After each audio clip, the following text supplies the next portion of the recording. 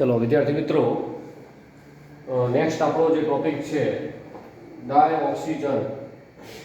ડાયઓક્સિજન તો O2 ડાયઓક્સિજન એની પ્રયોગશાળામાં બનાવટ અને ઔદ્યોગિક બનાવટ બે બનાવટો આપણે જોવાની છે। તમારે સૌપ્રથમ જ્યારે તૈયારી કરવા બેસો ત્યારે સૌપ્રથમ આ રીતે મુદ્દા તૈયાર કરવા, મુદ્દા તૈયાર કરી દીધા બાદ હવે પછી અંદર કયા કયા સમીકરણ આવે છે તમે તે પછી તૈયાર કરો, તમે સરળતાથી યાદ રહેશે, આરામથી તૈયાર કરી શકાશે। તો પહેલી વસ્તુ વાત કરીએ તો મુદ્દા કયા કયા છે। તો પહેલો જે મુદ્દો છે કે ભાઈ ઓક્સિજન યુક્ત ક્ષારોને ગરમ કરવાથી તમે ડાયઓક્સિજન મેળવી શકો છો। ધાતુઓના ઓક્સાઇડના ઉષ્મીય વિઘટનથી પણ તમે ડાયોક્સિજન મેળવી શકશો। H2O2 ના વિઘટનથી પણ ડાયોક્સિજન મેળવી શકાય અને પાણીના વિદ્યુત વિભાજનથી પણ ડાયોક્સિજન મેળવી શકાય છે। અને આ પણ આપણે ભણી ગયા છીએ, ઔદ્યોગિક બનાવટ પણ આપણે ખ્યાલ છે કે હવાના પ્રવાહી પણ। તો સૌપ્રથમ આપણે જોઈએ કે ઓક્સિજન યુક્ત ક્ષારોને ગરમ કરવાથી, તો ઓક્સિજન યુક્ત ક્ષારો હું અહીંયા લખું છું કે ફોર એક્ઝામ્પલ એક છે KClO3, આને કહેવાય પોટેશિયમ ક્લોરેટ। આ આપણો ઓક્સિજન યુક્ત ક્ષાર છે, ઓક્સિજન યુક્ત પોટેશિયમ ક્લોરેટ છે। બીજો એક ઓક્સિજન યુક્ત ક્ષાર લખું છું, એક ક્ષાર છે KNO3, આ છે potassium nitrate. KNO3 potassium nitrate, એક છે પોટેશિયમ ક્લોરેટ છે, બીજો છે પોટેશિયમ નાઇટ્રેટ। આ તમારે ધ્યાન રાખવાનું છે કયા કયા ક્ષાર ક્યાં છે, શું છે, બધું ધ્યાન રાખવાનું છે। ત્રીજો છે KNO4, જેને કહીશું potassium permanganate, potassium permanganate, potassium permanganate. તો potassium nitrate, potassium permanganate, potassium chlorate, આ ત્રણેય જે ક્ષારો છે એને આપણે ગરમ કરવાનું થાય અને આપણે ગરમ કરશું। જો કે અહીંયા તમે ગરમ કરવા માટે ઉદ્દીપકનો યુઝ કરી શકો છો।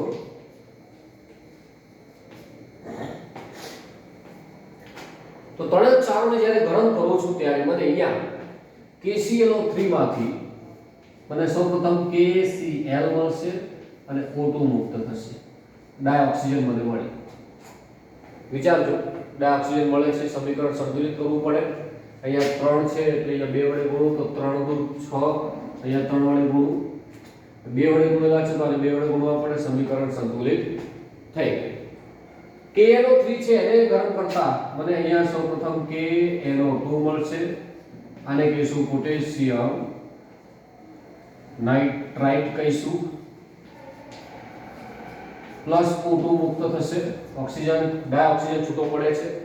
સમીકરણ એ જ રીતે સંતુલિત કરવા માટે અહીંયા 2 વડે ગુણું છું, અહીંયા 3 × 6 તો 2 ને 2 4 થાય, 2 વડે ગુણું 2 × 4, અહીંયા 2 કરું તો આ 6 થઈ ગયા, તમે ગણતરી કરી શકો છો। KNO4 ને જ્યારે ગરમ કરું છું ત્યારે મને અહીંયા K2MnO4 મળશે, પ્લસ MnO2 છૂટો પડશે, પ્લસ ઓક્સિજન છૂટો પડશે। આ પોટેશિયમ પરમેંગેનેટ છે તો આ શું છે તો પોટેશિયમ મેંગેનેટ છે। પોટેશિયમ પરમેંગેનેટ જાંબલી રંગનો હોય છે, આ મેંગેનેટ છે લીલા રંગનો છે, યાદ રાખજો। પરમેંગેનેટ અને મેંગેનેટ બને છે, ગરમ કરતા આ રીતે આપણને K2MnO4 પોટેશિયમ મેંગેનેટ આપણને મળશે। સંતુલિત કરવું પડે કે K2 છે તો અહીંયા K એક જ છે, 2 કરવા પડશે, K 2 થઈ ગયા, Mn 2, Mn 1 અને Mn 2 થઈ ગયા, ઓક્સિજન 4 નું 8 છે, અહીંયા 4 2 6, અહીંયા 2 8 ઓક્સિજન પણ થઈ ગયા, સમીકરણ સંતુલિત થઈ ગયું। તો આ રીતે તમે સૌપ્રથમ ઓક્સિજન યુક્ત ક્ષારો એને ગરમ કરવાથી ઓક્સિજન તમે અહીંયા મેળવી શકો છો, ડાયઓક્સિજન તમને અહીંયા મળે છે। તમે જોઈ શકો છો કઈ રીતે ડાયઓક્સિજન મળે।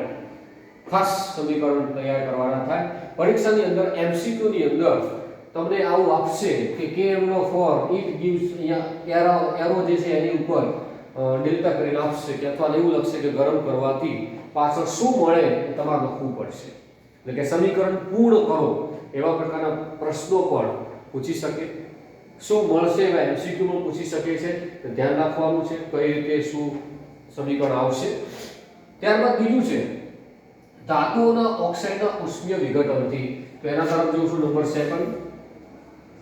તો વિદ્યુત રાસાયણિક શ્રેણી જે છે એમાં કેટલીક જે ધાતુઓ છે એના ઓક્સાઇડ આવે અથવા ઉચ્ચ ઓક્સાઇડ આવશે. તો એ જે ધાતુઓ છે એમાં એક છે Ag2O સિલ્વર ઓક્સાઇડ, બીજી ધાતુ છે Hg2O mercury oxide, lead oxide આવશે Pb3O4, lead oxide PbO2 dioxide કહી શકાય એને. આ Pb3O4 શું છે તો Pb3O4 Pb2O3 PbO નું મિશ્રણ છે. તમે ગણજો Pb3O4 થઈ જાય છે. આ બંનેનું મિશ્રણ કહી શકાય. આ દરેકને તમારે ગરમ કરવાનું થાય.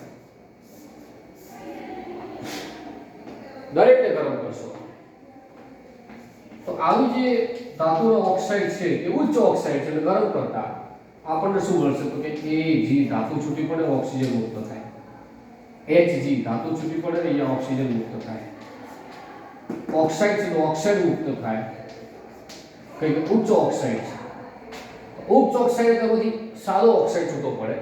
આ ઉચ્ચ ઓક્સાઇડ છે તો સાદો ઓક્સાઇડ છૂટો પડે છે અને આપણને ઓક્સિજન મળે છે. સમીકરણ સંતુલિત કરવા પડે તો સંતુલિત કરવા માટે Ag2 છે બરાબર અહીંયા બે વડે ગુણવું તો ટ્વાઇસ અને અહીંયા સમીકરણ સંતુલિત થઈ ગયું.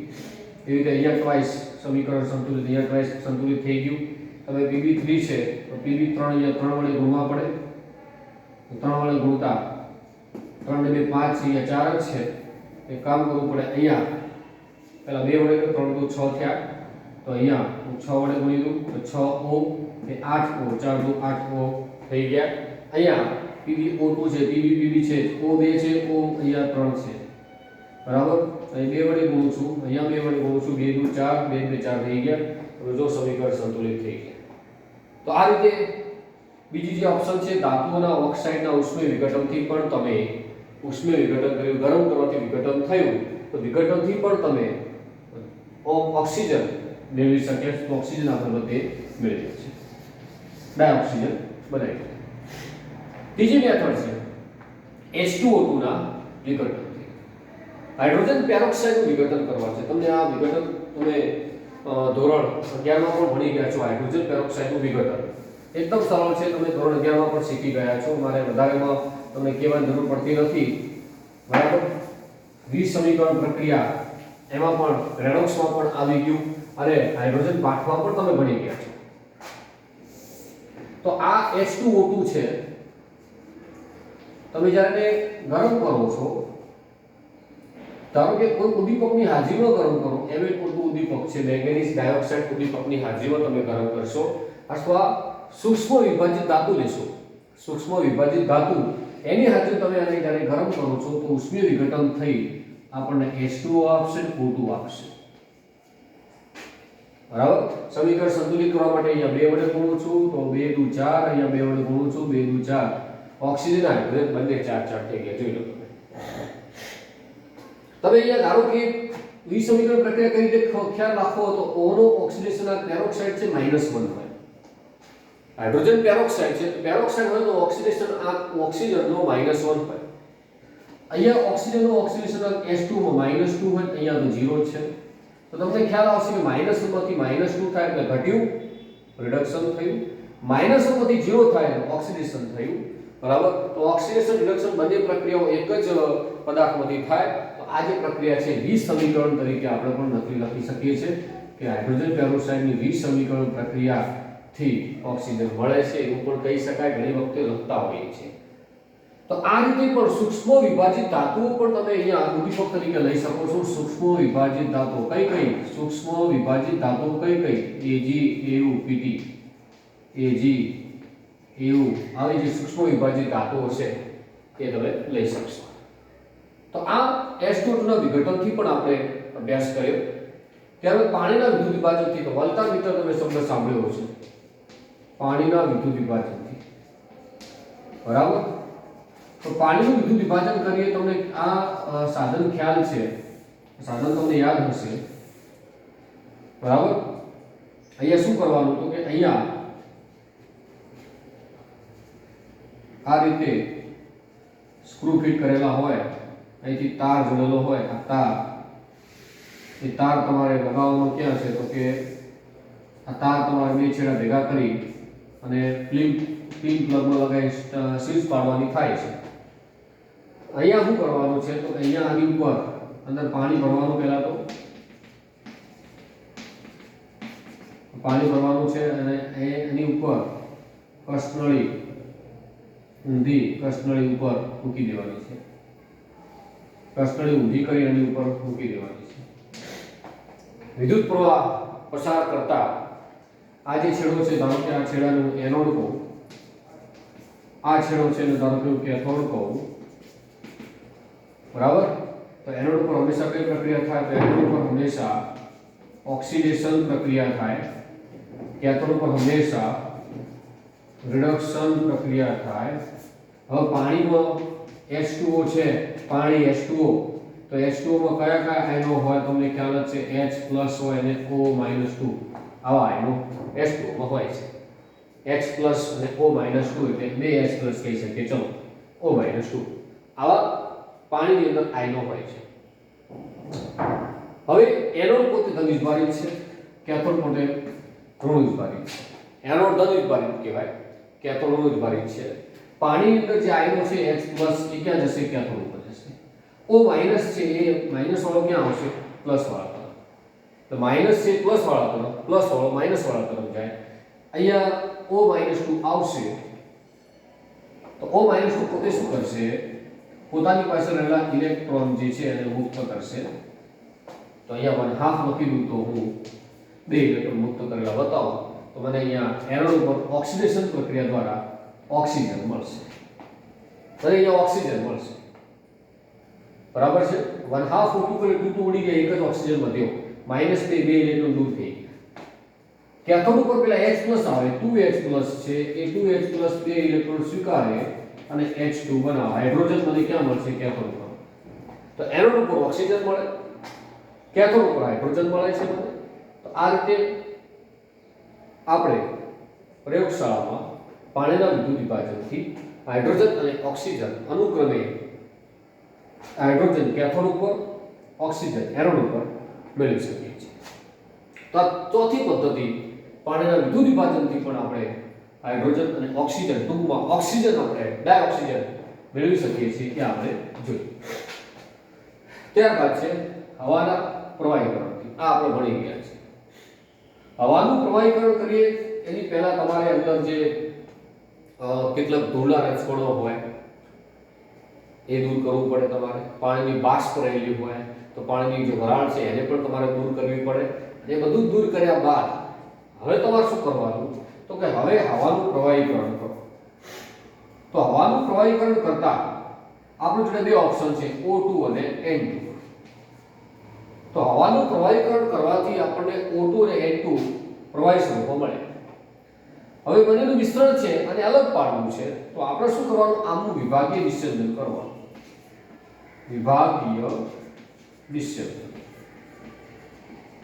તો આમનું વિભાગીય વિચ્છેદન કરવાથી જે O2 છે, O2 મને 90 કેલ્વિન તાપમાને મળશે અને આ N2 છે 77.2 કેલ્વિન, તમને ખ્યાલ જ છે એટલા કેલ્વિન તાપમાને મળે છે. તો પહેલા N2 મળી જશે.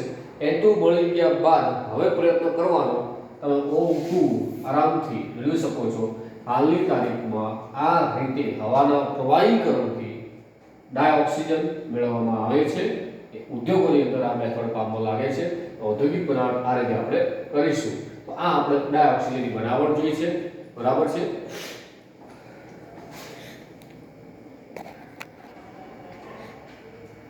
ચલો વિદ્યાર્થી મિત્રો, ડાયોક્સિજન એના ભૌતિક ગુણધર્મો અને એના રાસાયણિક ગુણધર્મો તથા ઉપયોગો તરફ આપણે જઈશું. હવે ભૌતિક ગુણધર્મની વાત કરું તો પહેલો જે ભૌતિક ગુણધર્મ છે ડાયઓક્સિજન પોતે રંગવિહીન અને વાસવિહીન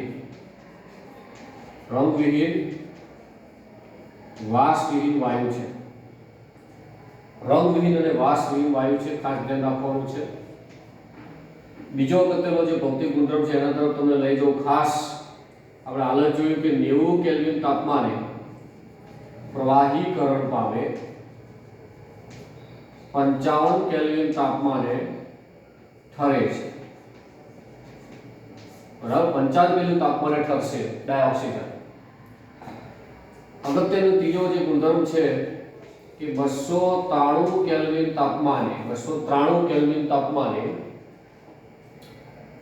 ડાયોક્સિજન 100 સેન્ટીમીટર ક્યુબ એટલે કે 100 મિલી પાણીમાં 3.08 સેન્ટીમીટર ક્યુબ એટલે કે 3.08 મિલી જેટલો દ્રાવ્ય થાય. અલ્પ દ્રાવ્ય કહેવાય. બરાબર, આટલો ઓછો દ્રાવ્ય, અલ્પ દ્રાવ્ય. ઓક્સિજન પાણીમાં અલ્પ દ્રાવ્ય છે એવું પણ કહેવાય.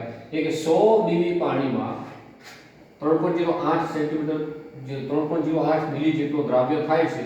દ્રાવ્યતા ઓછી કહેવાય, પણ આ જે દ્રાવ્ય થયેલું ઓક્સિજન સમુદ્રમાં જે રહેતા જળચર જીવો અને વનસ્પતિઓ માટે ખૂબ જ અગત્યનો છે. એ પણ તમારે જાણકારી રાખવાની છે. ત્યારબાદ ઓક્સિજનના 3 સમસ્થાનિકો છે, O16, O17, O18. આવા 3 સમસ્થાનિકો ઓક્સિજનના આપણને જોવા મળશે. ત્યારબાદ બીજી અગત્યની વાત ઓક્સિજન વિશેની કે ઓક્સિજન એ આમ તો જોવા જઈએ એની અંદર ઇલેક્ટ્રોનની સંખ્યા 16 છે. એક ઓક્સિજનમાં ઇલેક્ટ્રોન 16 હોય. હું O2 કરીશ, સોરી, એક ઓક્સિજનમાં ઇલેક્ટ્રોન 8 હશે.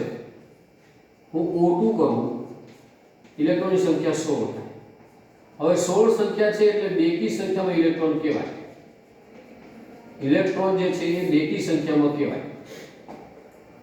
તો બેકી સંખ્યામાં ઇલેક્ટ્રોન છે છતાં પણ તમારે જે થિયરી છે આપણી મોલેક્યુલર ઓર્બિટલ થિયરી, MOT, આણ્વીય કક્ષકવાદ, તો આ થિયરી મુજબ O2 અણુચુંબકીય છે.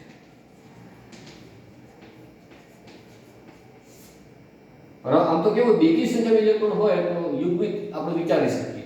તો યુગ્મિત એટલે પ્રતિચુંબકી વિચારાય. પણ ભલે બેકી સંખ્યામાં ઇલેક્ટ્રોન રહ્યા છતાં પણ MOT આણ્વીય કક્ષકવાદ મુજબ એ અણુચુંબકીય છે, કેમ કે અયુગ્મિત ઇલેક્ટ્રોન છે એવું આણ્વીય કક્ષકવાદમાં આપણે ચેપ્ટર નંબર 4 3 11 ભણી ગયા. એ જે સ્ટ્રક્ચર દોરતા હતા એના આધારે. બરાબર છે. તો એ ઊર્જા સ્તર RF ની મદદથી તમે એવું સાબિત કર્યું છે કે O2 એ અણુચુંબકીય છે. બરાબર છે. તો આ એના બધા જ ભૌતિક ગુણધર્મો ક્લિયર. ત્યારબાદ O2 ના રાસાયણિક ગુણધર્મો તરફ આપણે જઈએ છીએ.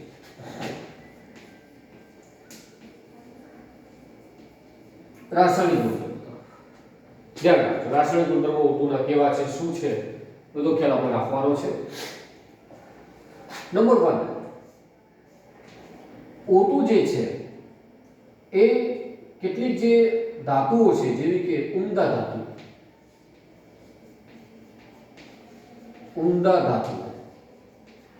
કઈ કઈ Ag, Au, Pt, આની સાથે O2 પ્રક્રિયા કરતો નથી. યાદ રાખજો, O2 આમની સાથે પ્રક્રિયા કરતો નથી. યાદ રાખજો. ઉમદા ધાતુ કેટલાક નિષ્ક્રિય જે વાયુઓ છે, નિષ્ક્રિય વાયુ જે આપણા છે એની સાથે પણ O2 પ્રક્રિયા કરતો નથી. નિષ્ક્રિય વાયુ સાથે પણ પ્રક્રિયા નહીં કરે. AgAuPt જે ધાતુઓ છે એની સાથે પણ પ્રક્રિયા આપશે નહીં. બીજી એક વાત, O2 ની કોઈ પણ ધાતુ સાથે કે ગમે તે XYZ તત્વ સાથે, હું તત્વ લખીશ, ધાતુ હોય, અર્ધધાતુ હોય કે અધાતુ તત્વ, કોઈ પણ તત્વ સાથે જ્યારે O2 ની પ્રક્રિયા થતી હોય યાદ રાખજો, કોઈ પણ તત્વો સાથે જ્યારે O2 ની પ્રક્રિયા થતી હોય ત્યારે એ પ્રક્રિયામાં ડેલ્ટા H નું મૂલ્ય ઓલવેઝ માઈનસ મળે. એટલે કે પ્રક્રિયા કેવી હોય છે? ઉષ્માક્ષેપક હોય છે. કોઈ પણ ધાતુની કે તત્વની ઓક્સિજન સાથેની પ્રક્રિયા ઉષ્માક્ષેપક હોય છે. બરાબર, યાદ રાખજો. આ પ્રક્રિયા કેમ ઉષ્માક્ષેપક હોય? કારણ કે એ તત્વની ઓક્સિજન સાથેની પ્રક્રિયા ટકાવી રાખવી હોય તો પ્રક્રિયા ઉષ્માક્ષેપક હોવી જોઈએ. પરંતુ સાથે સાથે એ પણ ધ્યાન રાખવાનું કે એ ટાઈમ વખતે તમારે ઓક્સિજનમાં O ડબલ બોન્ડ O હોવાથી ઓક્સિજનને ઊર્જા આપવી પડશે. તો એની બંધ વિયોજન એન્થાલ્પી 493.4 કિલોજૂલ પ્રતિ મોલ છે. આ પણ ધ્યાન રાખવાનું છે કે એટલા માટે આટલી ઊર્જા આપવી પડશે. આટલી ઊર્જા આપ્યા બાદ પણ ઊર્જા મુક્ત થાય છે એટલે ઉષ્માક્ષેપક પ્રક્રિયા છે એવું આપણે કહી શકીએ છીએ. તો આ વસ્તુ ધ્યાન રાખવાની છે. ઓક્સિજન વિવિધ ધાતુઓ સાથે, અધાતુઓ સાથે, કેટલાક સંયોજનો સાથે પણ પ્રક્રિયા કરે છે. તો ધાતુઓ સાથે ધારો કે કેલ્શિયમ સાથે પ્રક્રિયા બતાવો તો CaO બનાવે છે. સમીકરણ સંતુલિત કરતા આવડે આપણને, 2 વડે અહીંયા ગુણો 2 વડે અહીંયા ગુણો, સમીકરણ સંતુલિત થઈ ગયું. એલ્યુમિનિયમ જે ધાતુ છે એની સાથે O ની પ્રક્રિયા બતાવો ઓક્સિજનની Al2O3. સમીકરણને સંતુલિત કરવા માટે અહીંયા 2 વડે ગુણવા પડે, અહીંયા 4 વડે ગુણવા પડે અને અહીંયા 3 વડે ગુણવા પડશે તો સમીકરણ સંતુલિત થઈ ગયું. ધાતુ સાથે પ્રક્રિયા, હું અધાતુ સાથે પ્રક્રિયા પણ બતાવી શકું છું. અધાતુ સાથે પ્રક્રિયા એ પણ બતાવી શકું. કાર્બનની અધાતુ, કાર્બન અધાતુ છે તો કાર્બનની આવા ઓક્સિજન સાથે પ્રક્રિયા બતાવો તો કાર્બન ડાયોક્સાઇડ થાય. તમને ખ્યાલ આવશે સીધો. ત્યારબાદ બીજી જે અધાતુ છે ફોસ્ફરસ, એની સાથે પણ હું ઓક્સિજનની પ્રક્રિયા બતાવું છું તો P4O10 આપણને આ રીતે ઓક્સાઇડ મળશે. સમીકરણ સંતુલિત કરવું પડે 5 વડે ગુણી.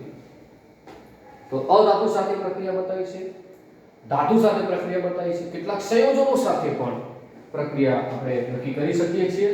તો એ સંયોજન સાથે પ્રક્રિયા જોઈએ, જરા ધ્યાન આપશો. બરાબર, તો પહેલું સંયોજન છે ZnS, ઝિંક સલ્ફાઇડની ઓક્સિજન સાથે પ્રક્રિયા કરતા આપણને ZnO મળે, SO2 વાયુ છૂટો પડે. બરાબર, સમીકરણ સંતુલિત કરવું પડે. ઓક્સિજન પેલી બાજુ 3 છે, અહીંયા 2 વડે ગુણવું તો અહીંયા 2 વડે ગુણવા જ પડે. 2 ઓક્સિજન 4 કે S ને પણ 2 વડે ગુણવા પડે. 2 × 4 ને 6 થયા તો 6 થયા 3 વડે ગુણી દો. સમીકરણ સંતુલિત થઈ ગયું. કોઈ પણ હાઇડ્રોકાર્બનનું દહન કરવું, કોઈ પણ હાઇડ્રોકાર્બન, આ નહીં અને છે ગમે તે લઈ શકાય, મિથેન છે, ઇથેન, પ્રોપેન, બ્યુટેન, ઇથીન, એવા ગમે તે તમે હાઇડ્રોકાર્બન લેશો તો હાઇડ્રોકાર્બનનું દહન કરતા તમને કાર્બન ડાયોક્સાઇડ અને પાણી મળશે. સમીકરણ સંતુલિત પર 4 છે તો 2 વડે ગુણવાના, 2 અને 2 ઓક્સિજન 4 થઈ ગયા તો અહીંયા 2 વડે ગુણવાના, સમીકરણ સંતુલિત થઈ ગયું. તો કોઈ પણ હાઇડ્રોકાર્બન, તમે હાઇડ્રોકાર્બન બીજો સાઈડ લો કે સાહેબ C2H6 લેજો તો ભાઈ આ C2H6 એનું પણ દહન કરો તો અહીંયા કાર્બન ડાયોક્સાઇડ અને પાણી મળશે. સમીકરણ સંતુલિત ખાલી કરવાનું થાય. H6 છે 3 વડે ગુણો તો અહીંયા 3 ઓક્સિજન છે, 2 ઓક્સિજન 5 છે, અહીંયા ઓક્સિજન 2 છે, અહીંયા કાર્બન 2 છે, 2 કાર્બન બધું ચલો 2 × 4 અને 3 7 થયા તો અહીંયા 7/2 કરવું પડે. 2 2D કે 7 ઓક્સિજન થઈ ગયા. પણ એને આવું કરવા કરતા એના કરતા દરેકને 2 વડે ગુણી દઉં તો વધારે કમ્ફર્ટેબલ. આને 2 વડે ગુણું અને 2 વડે ગુણતા 2 ઉડી ગયા. બરાબર, આને 2 વડે ગુણું 4 થાય, આને 2 વડે ગુણું 6 થાય. તો સમીકરણ સંતુલિત થઈ. આવું કરી શકાય છે, એટલે એકદમ સિમ્પલ છે. તો આવા કોઈ પણ હાઇડ્રોકાર્બનનું તમે દહન કરશો ત્યારે તમને કાર્બન ડાયોક્સાઇડ અને પાણી મળશે. ધ્યાન રાખજો. બરાબર છે. ત્યારબાદ લાસ્ટ વાત જે છે એની ચર્ચા કરી લઉં કે ઉદ્દીપકીય ઓક્સિડેશન કરવા માટે પણ ઓક્સિજન ઉપયોગમાં આવશે. ઉદ્દીપકીય ઓક્સિડેશન, ધારો કે સલ્ફર ડાયોક્સાઇડ છે, સલ્ફર ડાયોક્સાઇડ ની માંથી સલ્ફર ટ્રાયોક્સાઇડ મેળવવાની જે સંપર્ક વિધિ છે, આપણે જે H2SO પર બનાવવાની સંપર્ક વિધિ છે એમાં આ સ્ટેપ આવશે. તો SO2 માંથી જ્યારે SO3 બનાવવો છે V2O5 ઉદ્દીપકની હાજરીમાં O2 ની મદદથી ઓક્સિડેશન થશે. તો ઓક્સિડેશન કઈ રીતે તમને ખ્યાલ આવવો જોઈએ કે અહીંયા સલ્ફરની ઓક્સિડેશન અવસ્થા +4 છે, અહીંયા સલ્ફરની ઓક્સિડેશન અવસ્થા +6 થાય, 4 માંથી 6 ઓક્સિડેશન V2O5 ની મદદથી થાય છે. HCl છે એનું ઓક્સિડેશન કરીએ, HCl નું ઓક્સિડેશન કરીએ, અહીંયા H2O બનશે અને Cl2 વાયુ મુક્ત થશે. ઉદ્દીપક તમને અહીંયા યુઝ કરવાનો થાય છે. તો H2O Cl2 HCl + O2 છે, બરાબર છે. અહીંયા ઉદ્દીપક તરીકે આપણે તમારા ખ્યાલથી આપેલ પ્રક્રિયા ઉદ્દીપક CuCl ક્યુપ્રસ ક્લોરાઇડ તમે લઈ શકો છો. CuCl2 ઉદ્દીપકની હાજરીમાં આ ક્રિયા થતી હોય છે. આ એક્ઝેક્ટ પ્રક્રિયા મારા ખ્યાલથી ડીકર પ્રોસેસ ડીકર પ્રક્રમ છે એમાં આ જ આવશે, આપણે ભણીશું એ વખતે. પણ તમે અહીંયા પણ ધ્યાન રાખજો કે અહીંયા પણ ઓક્સિડેશન ઉદ્દીપકીય ઓક્સિડેશન થાય છે કે Cl - 1 માંથી અહીંયા 0 થાય છે, તો તમને તરત ખ્યાલ આવશે, બરાબર છે. તો આ બધી જ પ્રક્રિયાઓમાં ઓક્સિજન વપરાય છે. ઓક્સિજનના રાસાયણિક ગુણધર્મો આપણે જોયા. ઓક્સિજનના ઉપયોગોની વાત કરું તો દહન, શ્વસનમાં ઓક્સિજન મોટે ભાગે કામ લાગે છે. શ્વસનમાં આપણને શ્વસન કરતો ખ્યાલ છે, આપણને ખબર છે. પર્વતારોહકો કે મરજીવા પોતાની સાથે ઓક્સિજન સિલિન્ડર પણ લઈ જાય છે, એ પણ ઓક્સિજન શ્વસન માટે ઉપયોગમાં આવે છે, એ તમને ખ્યાલ આવી. દહન માટે ઓક્સિજન વપરાય છે. કયા દહનમાં? તો ઓક્સી એસિટિલિન જ્યોતમાં વેલ્ડિંગ કામમાં વપરાય છે, ધાતુઓ કાપવા માટે વપરાય છે. એ ઓક્સી એસિટિલિન જ્યોતમાં ઓક્સિજન હોય જ છે. આ ઉપરાંત રોકેટ બળતણમાં પણ પ્રવાહી ઓક્સિજનનો બળતણ તરીકે ઉપયોગ થાય છે, આપણે બધાને ખ્યાલ છે. તો ઓક્સિજન ઘણો બધો ઉપયોગમાં આવશે, બરાબર છે. તો આ આપણે ડાયોક્સિજન અહીંયા પૂરું કરીએ છીએ.